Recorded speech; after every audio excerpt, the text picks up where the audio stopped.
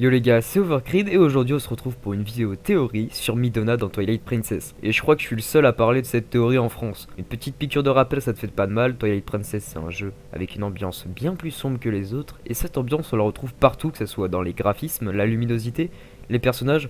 Enfin, pour faire plus simple, Twilight Princess c'est probablement l'un des jeux Zelda les plus matures. Bref, attaquons la théorie.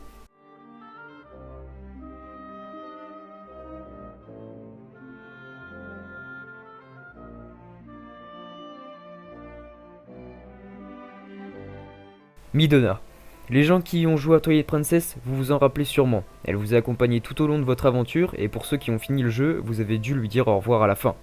Et pour les plus attentifs, vous n'avez pas remarqué que Midona avait changé depuis sa défaite face à Ganon? Parce que oui, après son combat, il y a clairement Ganondorf qui se pointe avec le masque de Midona et qui le brise. À partir de ce moment-là, je pense que vous l'aurez compris, elle est morte. Et là vous allez me dire, mais non, quand Link a battu Ganon, après, elle est ressuscitée par les esprits de la lumière. Oh ouais. Mais il n'y a pas un problème. Midona c'est un être du crépuscule, et quand elle est au contact de la lumière, bah elle est censée mourir. Plus tôt dans l'aventure, elle a failli y passer à cause de ça quand même. Sans Zelda, elle serait morte. De plus, elle a retrouvé sa forme originelle, alors que Xanto avait clairement dit que c'était impossible.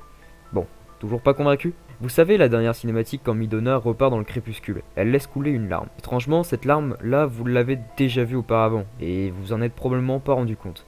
C'est une perle de lumière, et étrangement, les insectes du crépuscule lâchent eux aussi une perle de lumière après un triste événement. Je pense que vous avez compris. Oui, quand les insectes du crépuscule meurent, ils lâchent la même larme que Midona. Et pour faire le lien avec les événements précédents, la larme de Midona appartient aux esprits de la lumière. Bon allez, je vous donne les derniers arguments.